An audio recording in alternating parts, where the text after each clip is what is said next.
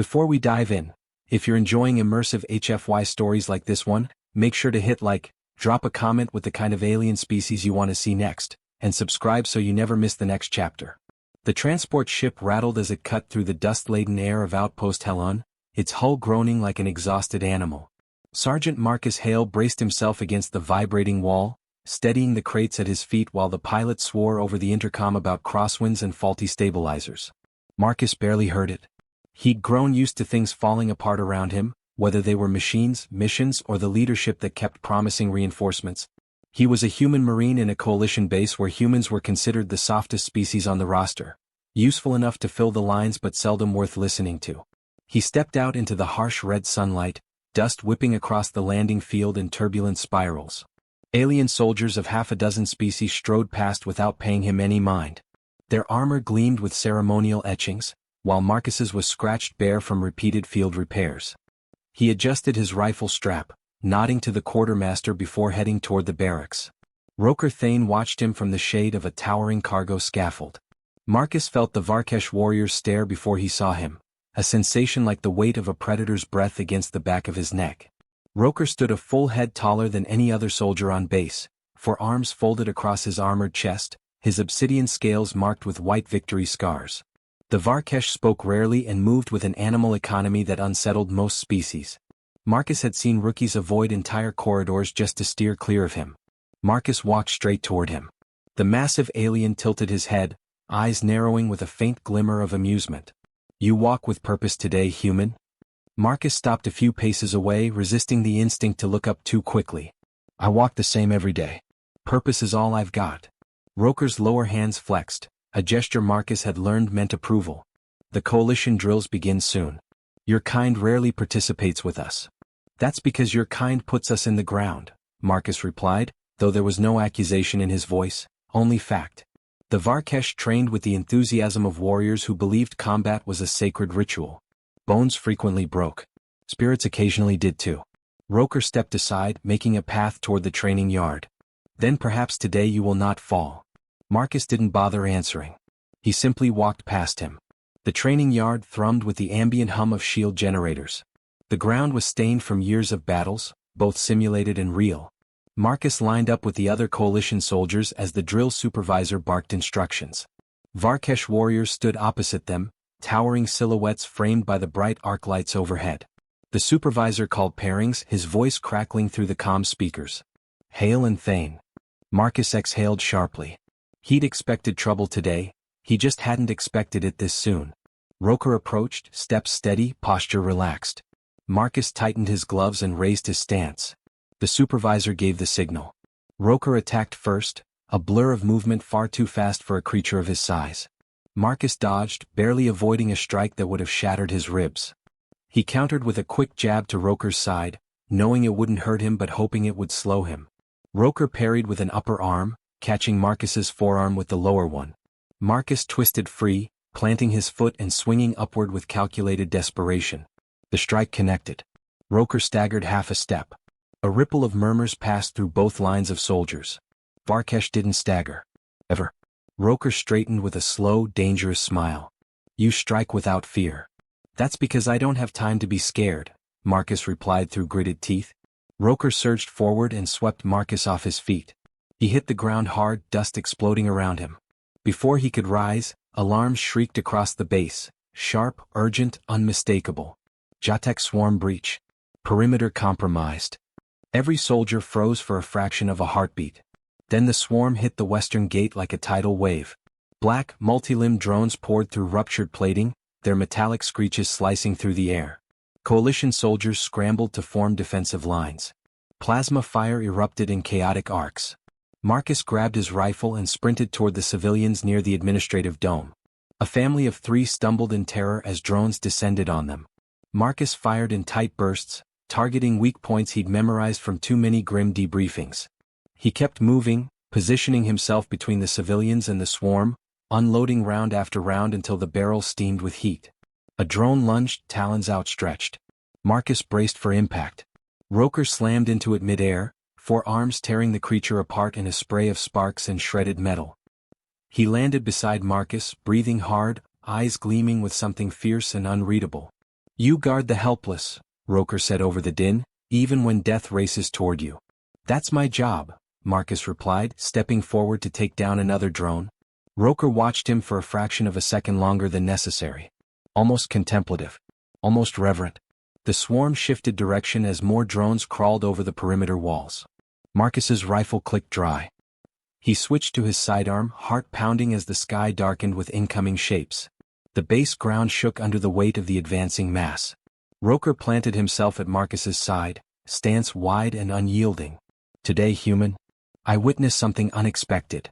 Marcus fired his last round and reached for a fallen soldier's weapon. What's that? Roker's voice dropped into a low rumble.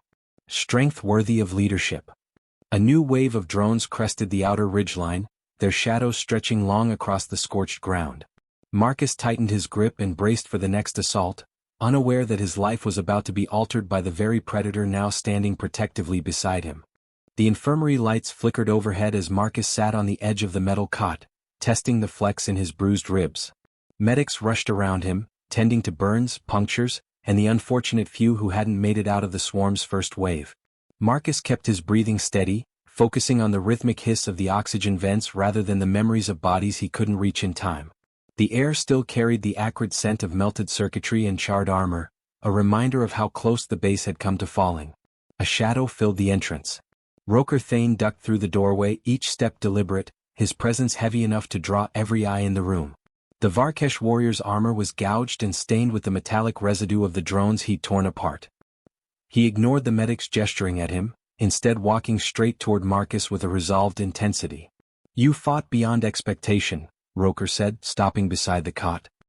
His voice held none of the booming bravado common to his species. It was low, measured, almost contemplative. Marcus raised an eyebrow. I fought like anyone else trying not to die. Roker's upper arms crossed, while the lower pair rested against his belt in a stance that signaled the opposite of disagreement. Others fled. You remained. Marcus shrugged, though the movement stung. The civilians couldn't move fast enough. Someone had to hold the line. Then I owe gratitude to your resolve, Roker said. It saved more lives than you know. A nearby medic paused mid-step as if unsure she'd heard correctly. Varkesh didn't thank humans. Marcus wasn't entirely sure he'd heard correctly either. Before he could respond, the base commander entered, surrounded by two aides. His expression was grim and fatigue weighed on his voice. Sergeant Hale. Captain Thane. The Coalition Council is demanding a full report on the breach. They're questioning the readiness of every unit here. Roker's gaze sharpened. They should question their own strategies. The swarm adapts faster than your protocols allow. Only brute instinct and decisive action prevented a massacre today. The commander tried not to flinch. Instinct isn't policy, Captain. It should be, Roker replied. The tension crackled between them like static, but the commander pushed through. Council representatives will arrive within the hour. They want demonstrations of our combat integration efforts. Your joint drill earlier will be reviewed. Marcus's stomach sank as realization formed. The council would see footage of his match with Roker, including the moment he'd forced the massive warrior to step back. They would dissect it, question it, maybe even use it to argue that the Varkesh were losing discipline. Roker seemed unfazed. Good. They require clarity. The commander nodded stiffly and left.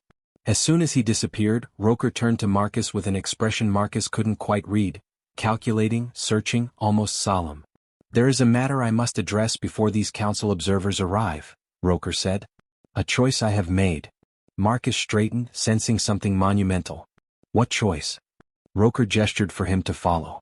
They walked through the base corridors, passing teams repairing damaged walls and clearing debris.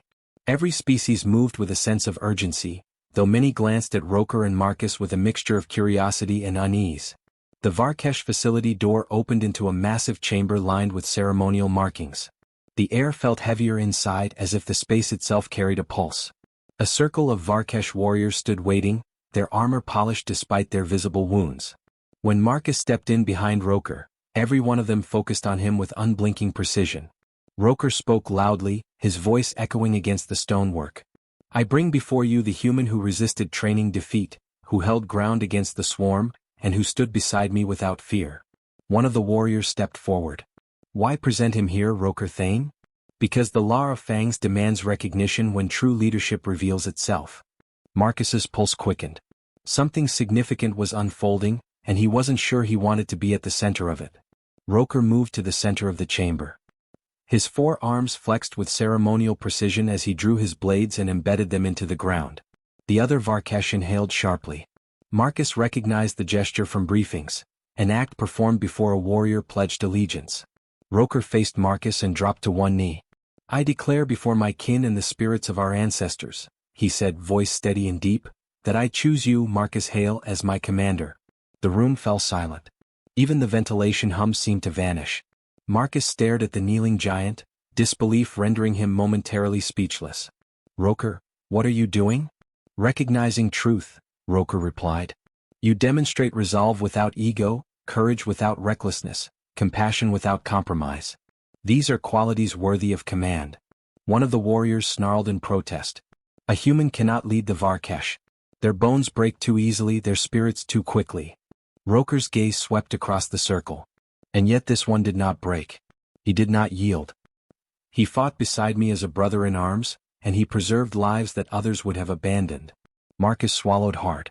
The implications sank in with staggering weight. If Roker completed this ritual, the Varkesh warband would be bound to Marcus until their own leadership structure overturned the decision, a process that could take months, even years. "Roker," Marcus whispered, stepping closer. "You can't do this. I'm not Varkesh. I don't know your ways." "I'm not." "You are," Roker cut in, rising to his full height. "And the council will hear it from us together." The warriors murmured, torn between tradition and disbelief. But none stepped forward to challenge Roker's claim. The ritual was not yet complete, but the declaration alone shifted the air, reshaping the fate of everyone present. Marcus felt the stability of his life tilt, as if the ground beneath him had subtly but irrevocably shifted. He wasn't sure what frightened him more, the idea that Roker believed in him this fiercely, or the possibility that Roker might be right. Outside, the sound of landing thrusters grew louder. The council had arrived. Marcus exhaled, steadying himself as the weight of an unforeseen future settled on his shoulders. Whatever came next would transform not just his role, but the fragile balance of the entire coalition. The council chamber felt colder than the rest of the base, as if its architects had intentionally drained it of warmth to cultivate intimidation. Marcus stood at the center platform beside Roker, conscious of the semicircle of alien officials scrutinizing him with clinical detachment. Their eyes, compound, slit, luminous, or entirely opaque, carried a single shared message: disbelief. A high-ranking delegate clicked her mandibles lightly, signaling the beginning of the inquiry. "Sergeant Hale, is it true that Captain Thane enacted a preliminary feng choice ritual and named you as commander of his warband?" Marcus swallowed, forcing his voice steady. "He declared it. The ritual isn't complete, but his intention is clear." She leaned forward. "Do you understand the magnitude of that intention? The Varkesh follow only those they deem battle-proven. The position is not ceremonial. It carries operational authority over their deployments." Roker's voice rose before Marcus could reply. "Authority earned. Not granted. And it has been earned." Another counselor, pale and gaunt, tapped the datapad in his lap. "Humans are not recognized as a command species within the coalition. Their military record is young, fragile, emotional." Roker growled softly and several guards stiffened. Marcus lifted a hand to calm him, though he wasn't certain it would work. "My species' age doesn't determine my capability. The swarm attack showed our weaknesses, but it also showed we can adapt. I didn't ask for this role, but I won't disrespect it." A brief silence followed, broken only when a counselor exhaled sharply. "We require proof. A demonstration of strategic merit. Captain Thane, your warband will conduct a joint operation under Sergeant Hale's direction.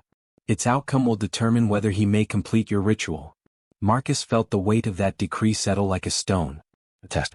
One with no guarantee of survival. Roker accepted it without hesitation. "We will demonstrate what he is capable of." The meeting ended, and the council members dispersed with whispers of concern and speculation. Marcus remained for a moment, letting the tension ebb. Roker stepped closer, lowering his voice. "They hope to dismiss you. They expect you to fail." "I know," Marcus said quietly. "That's why we can't." Roker's upper hand settled on his shoulder, the gesture startlingly gentle for someone with claws sharp enough to shear metal. "Then we will not." They left the chamber and headed for the tactical wing, where Roker's warband awaited.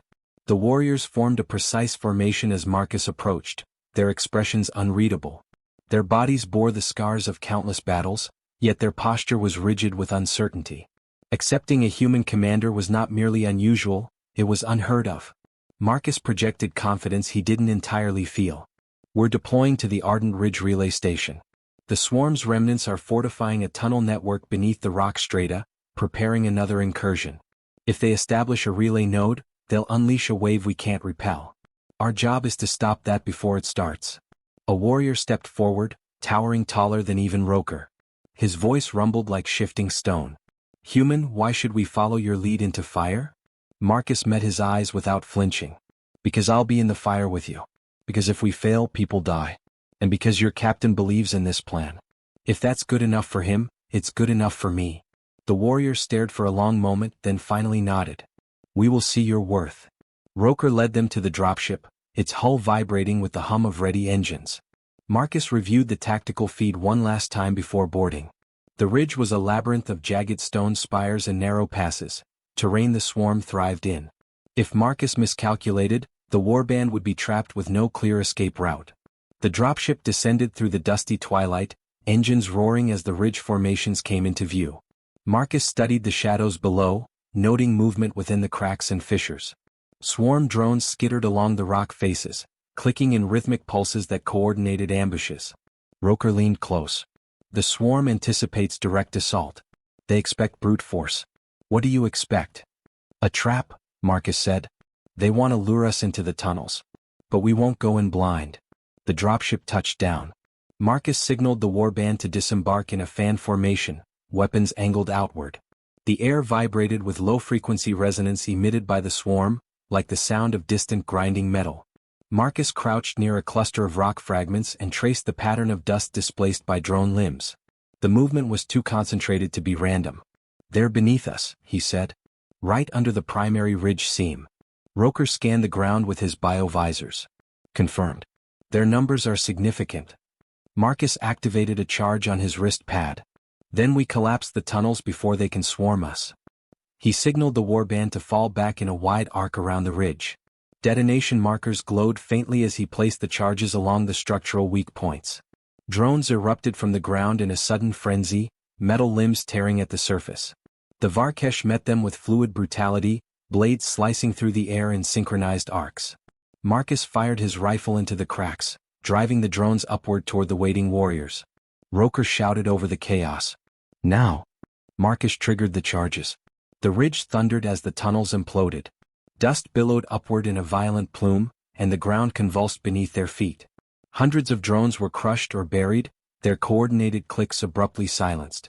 The remaining swarm units scrambled in disarray, their formations broken. Marcus shifted tactics immediately. Push forward. Break their retreat lines. The warband surged with renewed vigor, carving through the remaining drones with ruthless precision. Marcus moved with them, firing, signaling positions, adjusting angles of assault. For the first time, the warriors mirrored his commands instinctively. Within minutes, the ridge fell silent except for the settling debris. The swarm presence had been eradicated. One of the warriors approached Marcus, lowering his head in acknowledgement. You read their movements with clarity. You guided us without hesitation. Roker stepped beside Marcus, pride gleaming in his eyes. This is leadership. Proven, not claimed. Marcus allowed himself one steadying breath. The mission was complete, but the council's judgment still awaited. He looked at the horizon, where the dim light of the failing sun washed the ridge in muted gold. This is only the beginning, he murmured. Roker nodded. And the next trial will be far greater. The command deck of the coalition flagship felt unnervingly quiet, as though the air itself anticipated disaster. Marcus stood beside Roker as holographic displays populated the room with pulsating red markers, each representing a swarm fleet converging on coalition space. The projection glowed across their faces, casting long shadows that emphasized the gravity of what they were witnessing. A strategist adjusted the display, revealing the pattern of movement more clearly. The swarm isn't probing anymore. They're mobilizing. All of them. Marcus leaned forward, studying the converging vectors. The fleets were moving with eerie coordination, like a single colossal organism tightening its grip around a prey. They've found something to unify them, he said quietly. A central directive. Roker's voice carried a grim certainty. A hive mother commands them. None but she can rally the swarms in such vast scale. The counselors exchanged anxious glances. It was confirmation of the fear whispered through every military corridor. A hive mother meant near limitless replication, unending waves of drones, and an intelligence capable of evolving tactics mid-battle. It was the kind of threat that could swallow star systems whole. One of the council members, pallid from exhaustion, addressed Marcus. Your mission at the Ridge proved you can lead a Varkesh unit. But this is beyond any standard engagement. If we are to survive what's coming, we require unity. Something the coalition is rapidly losing. Another representative gestured toward the data feed, its red tide growing more oppressive by the second. Multiple factions are refusing integration orders. Entire battalions are retreating to protect their own territories. If we break apart now, the swarm will overrun us before we can mount a defense. Marcus felt a chill settle in his chest before the weight of expectation descended on him. The council was circling toward something he wasn't sure he wanted to accept. Roker stepped forward. Speak plainly. You seek the human to rally the armies. The room fell still. The strategist cleared his throat. The Varkesh have already acknowledged him as a commander worthy of their respect. Other species may follow if they see proof that your kind can coordinate diverse forces. But if we're to endorse him as a broader leader, he must succeed in a far larger trial, one worthy of the responsibility. Marcus's pulse quickened. What kind of trial? The strategist expanded the star map to reveal a burning world on the coalition's outermost border. A crimson haze consumed its surface as drones poured from chasms and fissures. The Hive Mother has established her forward command node on Verus 9. She's using the planet's geothermal vents to power birthing chambers. We've dispatched fleets, but all attempts have failed. Roker's gaze locked onto Marcus, deep with unspoken understanding. You wish him to destroy the node. It is the only way to disrupt the swarm synchronization, the strategist said. If the node falls, the Hive Mother loses control long enough for us to drive her forces back. Marcus studied the chaotic readings. The energy output, the volume of drones, the reinforced subterranean layers.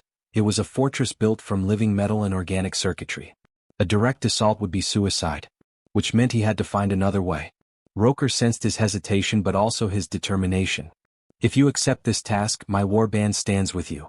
Your warband isn't enough, a counselor interjected. We'd need a unified strike team spanning multiple species, and your strategy must be flawless. Failure is not an option. The statement hung in the air with crushing finality. Marcus took a slow breath. Then we need intel. Something the swarm doesn't expect. Give me access to their failed assault logs, sensor readings, and ground-level scans. If there's a weakness, I'll find it. The council exchanged uncertain looks. Marcus's authority had grown, but not enough to silence doubts. Roker turned his full height toward them. You asked for proof. You saw it at the Ridge. You want unity, then let him lead this mission. Deny him, and the coalition fractures under your own fear. The counselors hesitated, but the alternative was extinction. Reluctantly they nodded. When the room cleared, Marcus remained at the central console, eyes fixed on the swirling mass of red markers.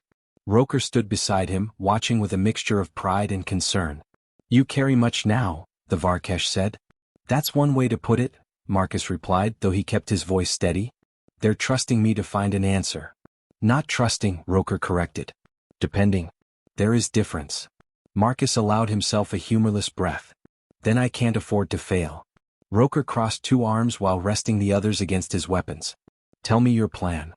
Marcus magnified the geological layout beneath Verus 9's surface. Every assault failed because they tried to cut through the outer layers, where the drones are thickest. But look here. These vents feed directly into the node chamber. The swarm uses them for thermal energy. If we bypass the outer defenses and enter from below. Roker's eyes widened.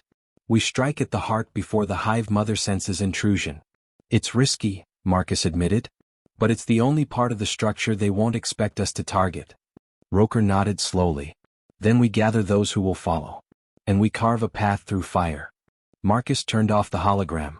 The deck lights dimmed slightly, casting him and Roker in a harsh contrast of shadow and determination.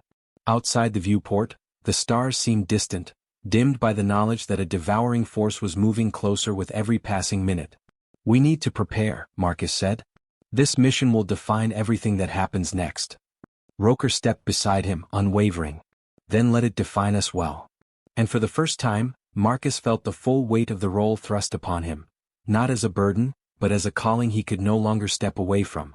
The dropship pierced the Verus 9 atmosphere with a low hum, turbulence rocking its frame as it descended through clouds tinged crimson by the planet's geothermal vents. Marcus gripped the edge of the viewport, eyes locked on the jagged terrain below.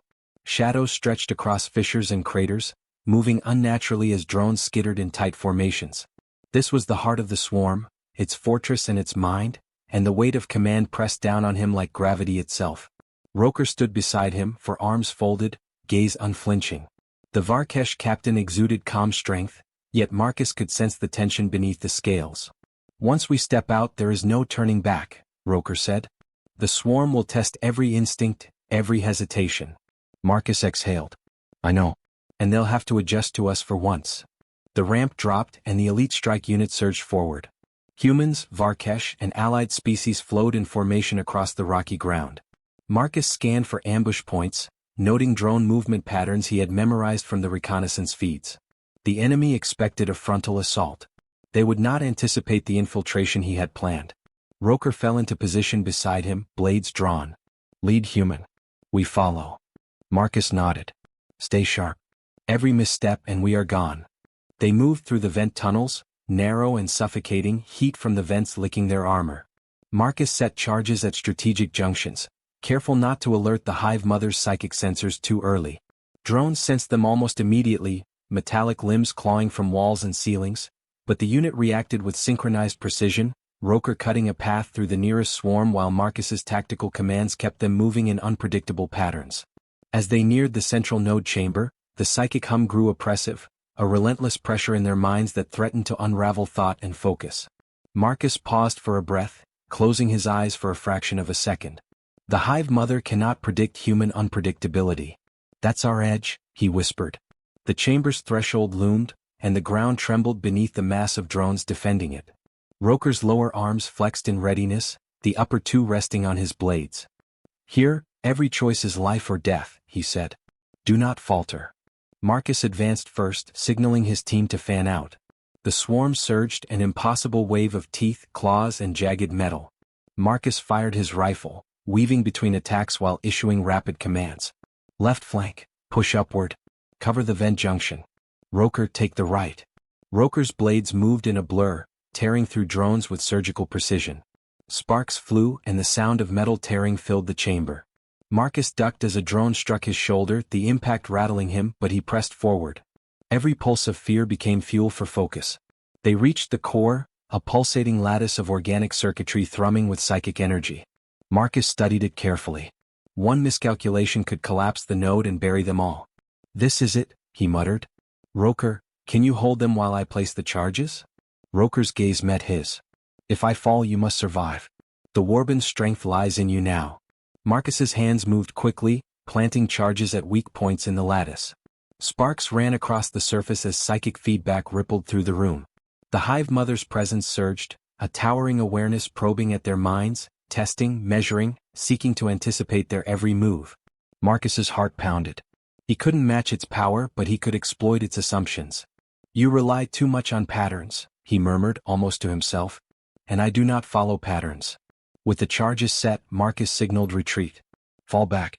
Fall back now." Roker engaged the Hive Mother directly, his forearms flashing as he carved through drones with relentless fury. Marcus's team pulled back, weaving through the vent tunnels as explosions began to ripple outward. The chamber erupted behind them in a brilliant cascade of fire and debris. But Roker did not retreat. Marcus watched through the trembling haze as the Varkesh captain stood his ground, cutting a final swath through the remaining defenders, buying precious seconds. His roar echoed through the tunnels, and in that instant, Marcus realized the depth of the bond that had formed between them. Roker's loyalty was absolute, his courage beyond measure. The final detonation sent a shockwave through the vent system.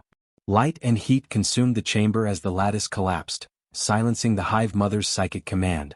The swarm faltered, disoriented, drones collapsing or retreating in confusion. Marcus staggered into the open air outside the vent exit, gasping, heart hammering. The warband regrouped, battered but alive. He looked back toward the collapsing node and whispered, "We did it. Roker emerged from the smoke, staggering but standing. His eyes met Marcus's, unspoken respect burning in their depths. "You led," he said, voice raspy but strong. "And you survived. That is leadership beyond the body's limits." Marcus stepped closer, letting a rare smile touch his lips. "We survived. Together." The coalition fleets above moved to mop up the remaining swarm units, the tide of battle turning as the Hive Mother's link fractured. Council members began broadcasting orders that Marcus and Roker's strategy had made possible. For the first time, the coalition's disparate factions acted as one. Later, in the aftermath, Marcus stood at the summit of the ridge overlooking Verus 9. Bodies of drones littered the terrain, but no longer did the planet pulse with threat. Roker stood beside him, forearms folded, gaze scanning the horizon as if already anticipating future battles. "They'll remember this," Marcus said softly. "The coalition, the Varkesh, even the humans back home." Roker inclined his head. "And they will know a human can lead predators. That courage is not defined by species." Marcus looked at him, the weight of everything they'd faced pressing on him in equal parts triumph and grief. "I couldn't have done it without you," he admitted. "You would have," Roker replied simply. "But I would not have let you face it alone." A quiet settled over them as the sun dipped below the horizon, casting a crimson glow across the scarred landscape. Marcus's mind lingered on Roker's sacrifice, the moments the Varkesh captain risked himself to ensure their success. It was a debt he could never repay, only honor. As the first transports lifted survivors and the coalition fleets moved in to secure the planet, Marcus straightened, shoulders squared. The galaxy had tested him, demanded more than he knew he possessed, and he had emerged not merely alive but transformed. He was no longer just a human marine. He was a commander, a leader of predators. And in that role he had changed the course of an entire war. He glanced at Roker one final time. "We'll make them proud," he said, voice firm. Roker's eyes gleamed faintly in the dying light. "Then lead them well, human. Led them, like a predator." Marcus nodded, heart steady, mind sharp, as the stars above bore silent witness to the rise of a human who had become more than anyone thought possible. The galaxy would never forget this day.